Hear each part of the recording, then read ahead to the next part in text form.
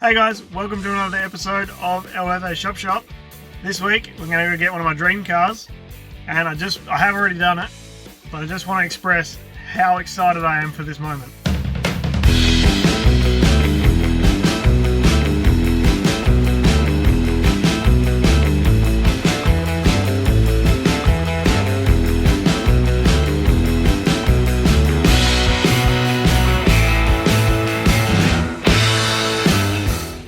Today's the day I've been waiting for a long time.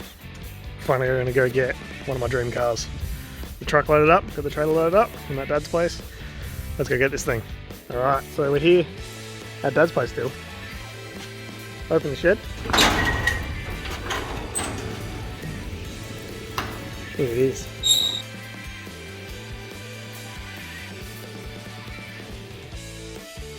Just gotta strap it down and we're good to go. Alright, so I was in a bit of a hurry the other day and couldn't really film too much.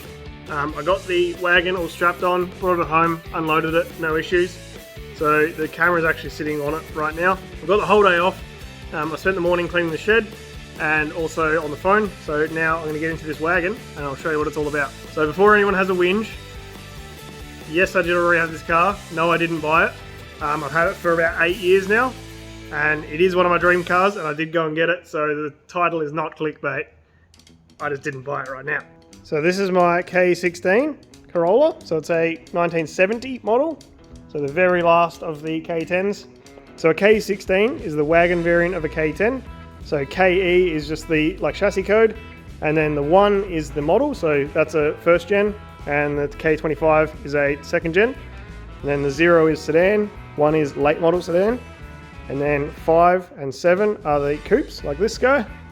So 5 and then 7. And then the 6 and 8 is a wagon. So this is a 16, which is a 2-door wagon. So this thing is my favorite car that I own. And I've had it for many years, but I stopped driving it because there was a bit of cancer coming through. So we're going to address a few things that have been wrong with it for a long time. So a quick rundown. I bought this about 8 years ago. Finished night shift at 7 o'clock in the morning. Rang my dad, said we're going for a drive. And we went to Whyalla, which is about 5.5 hours from me. Picked it up and drove it the whole way home. And it had such a bad exhaust leak, I had to put my respirator on from work and sit in the car with a respirator and a pair of goggles on so I didn't suffocate. That's been addressed slightly. So then I spent a lot of time in the early days and I redid the engine bay. So it took me about 3 months. So he pulled everything out, I shaved all the engine bay. It was one of my first welding projects. So there's a few holes missing that should be here. Cleaned everything up. A friend of mine, Ethan, painted it. Thanks, Ethan. Then I immediately ruined it. This is all scratched from the air filter spinning around. And then I've driven it to Melbourne 2 or 3 times, which is about 800 Ks from where I live, or 800 or 900 Ks. And then drove it straight back as well. So done a couple of weekends over there, a couple car shows. This is a Melbourne car show. And then we got the E-chassis sticker on the other side. Shout out to Kale. So yeah, anyway, I'm so excited to have this thing back. It's been in storage at my dad's place for about 4 years. And I just haven't had the time or the resources to get into this thing. So the other day when I broke my thumb, which has been about a week and a half now, I was trying to work out a project that I could tackle that I didn't need 2 hands for, basically. And I figured fabrication was out of the question, but wiring wasn't. So coming around to the engine bay, this is a EFI 7K, but it has a carby on it under the plastic bag there. And I've backdated everything to 4K. So this basically runs as if it was a 4K, but it is a 7K. The problem with that is the carby is too small and it's never actually run as well as it could. It always needed a little bit more fuel and it wouldn't really rev as well as it could be and efficiently as it could be because it was running so rich, trying to turn the carby all the way up to accommodate for the higher end of stuff. So the plan is I can do wiring, so I'm going to put EFI on this thing and a link ECU and some coils and all sorts of stuff and make this thing run and drive properly like it should have many years ago. So I do have a 6-speed tucked away over here for this thing. It's a J160. They do not have a bell housing that's available to go to a K motor that I know of. If there is, tell me and save me a lot of hassle. But I'm going to try and do that at some point a long way down the line. So it's going to have the 7K with the EFI. I want to do a 6-speed, and then I've got a slightly wider K20 diff. So this is a K10 diff, and the fitment that I always go on about is not as good as the front. So the front's pretty decent. It's not stancy or anything, but it's like, you know, pretty nice. So the plan is to make the back as wide as the front. I think the diff that I've got is about 30mm wider than this one, so 15mm either side, which will get us right about there. Then I've got the interior that's for my K10 inside it. So these are retrimmed Alpha GT seats, and then we've got retrimmed K10 seats for the back.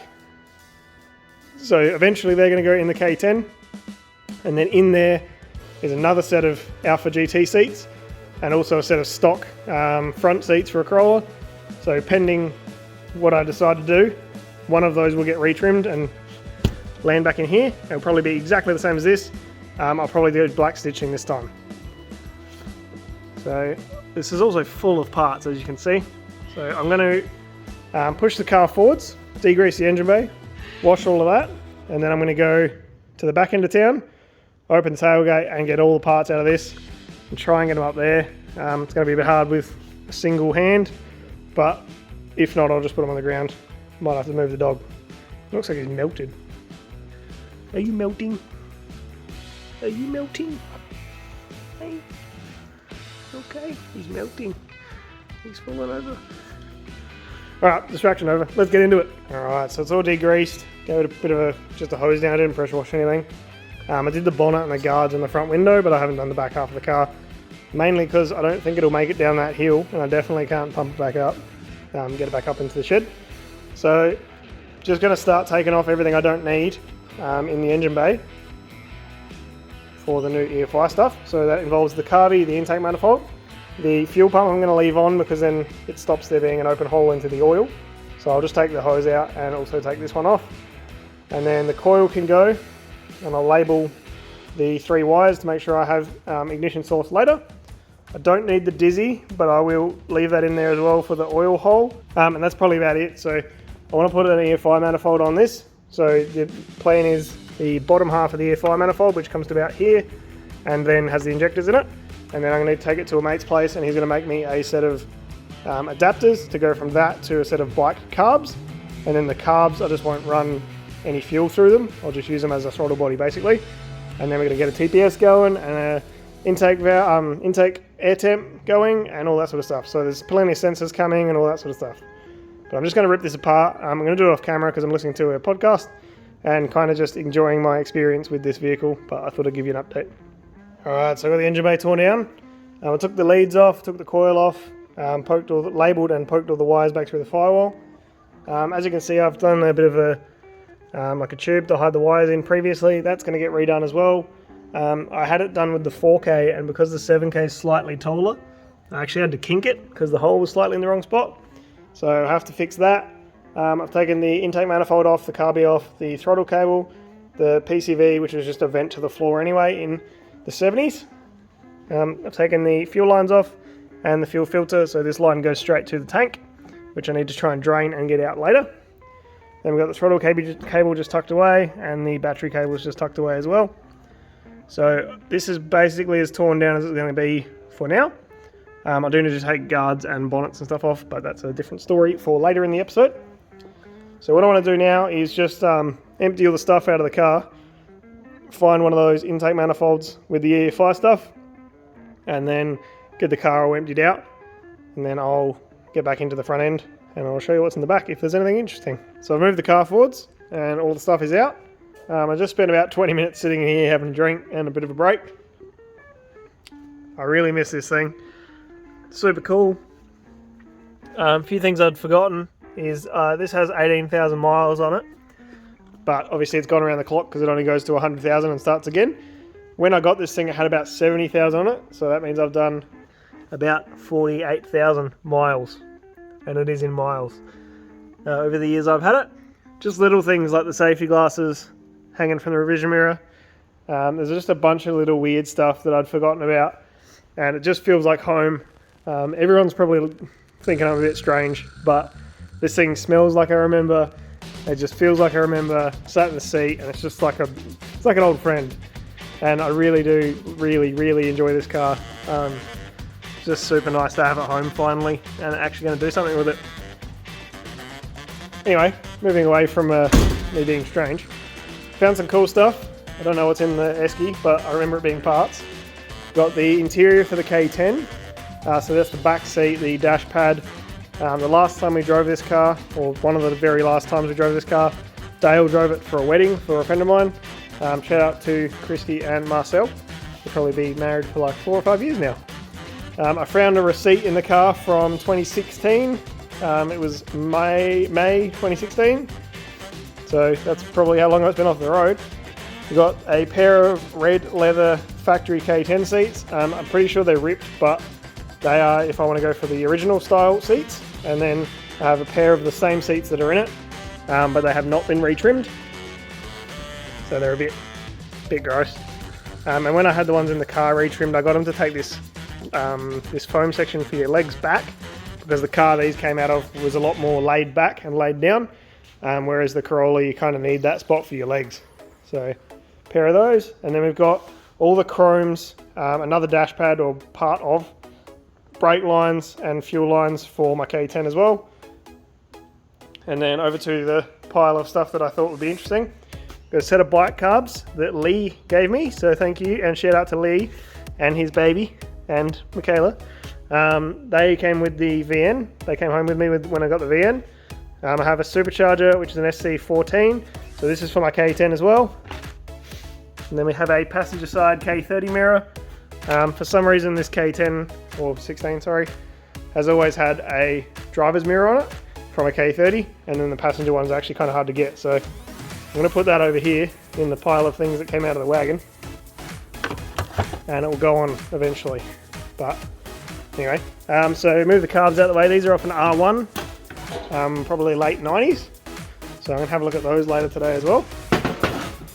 And then what do we got in the Esky? Oh, so there is a fan shroud here as well, which I was attempting to fit, or planning to fit, back in the day, but obviously never got around to it.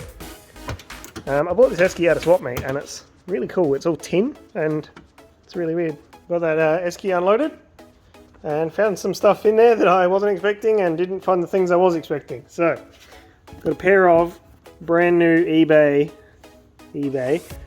fender mirrors for a K10, and also some these are the rubbers that go on the guards to hold the bonnet nice and square, and then some spring-loaded reproduction K10 mirrors.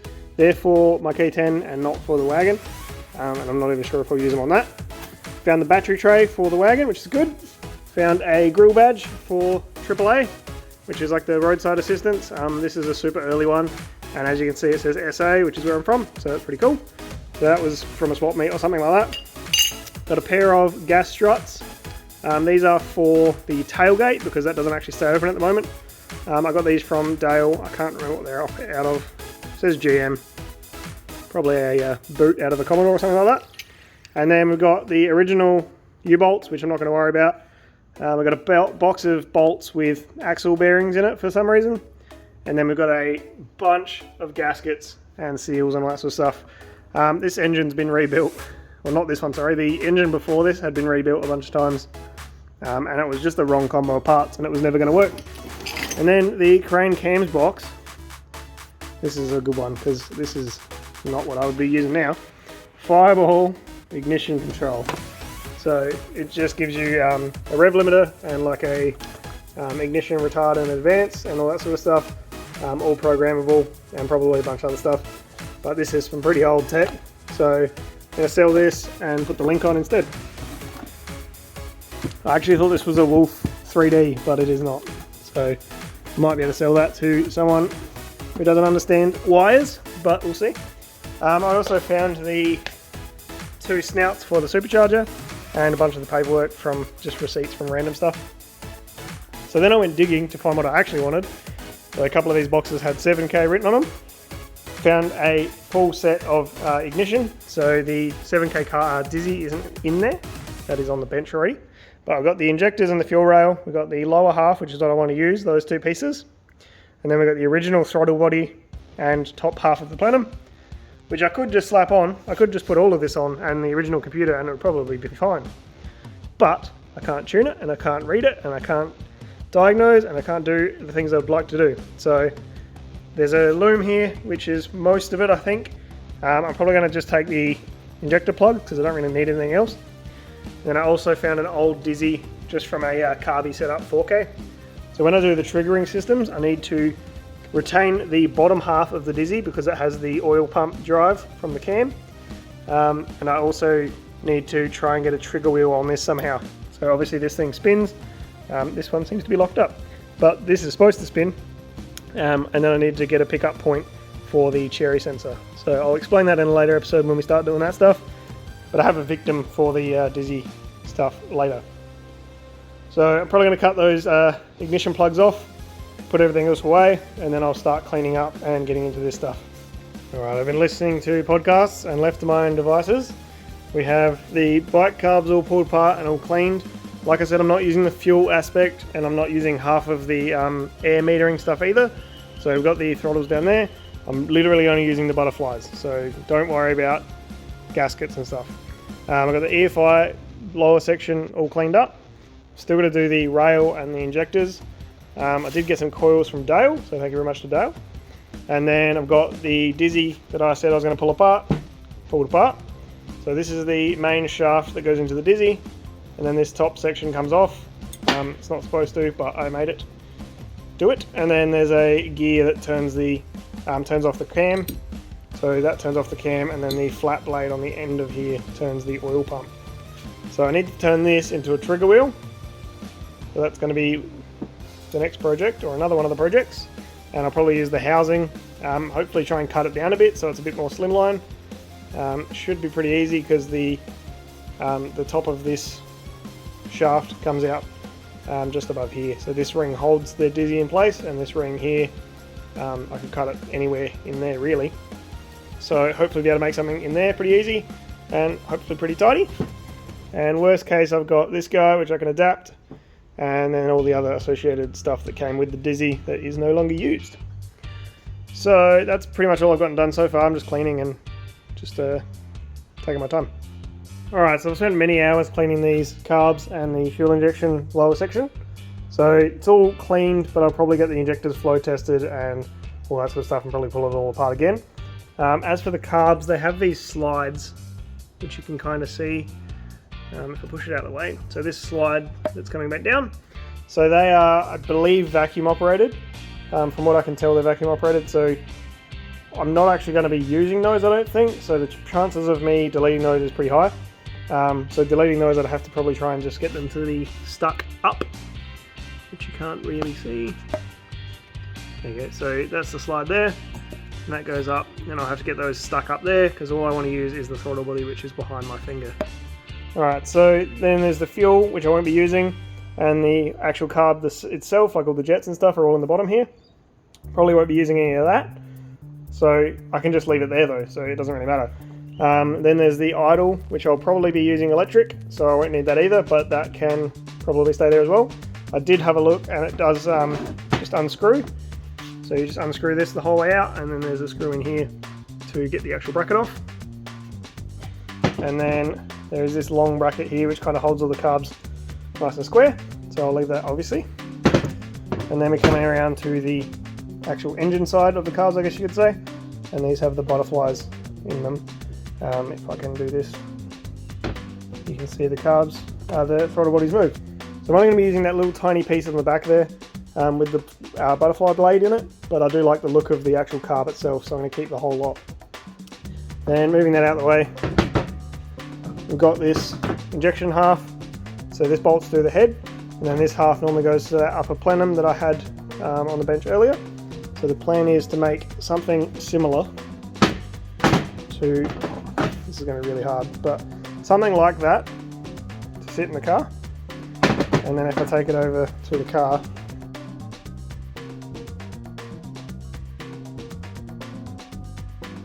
there we go, so that goes on there nicely like that.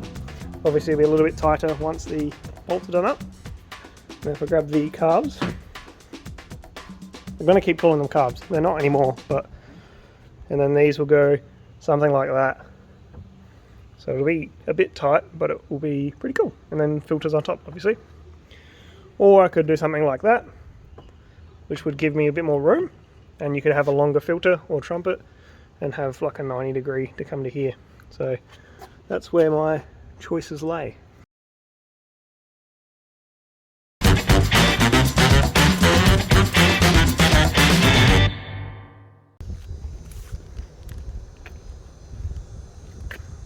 Mad spinners, bro.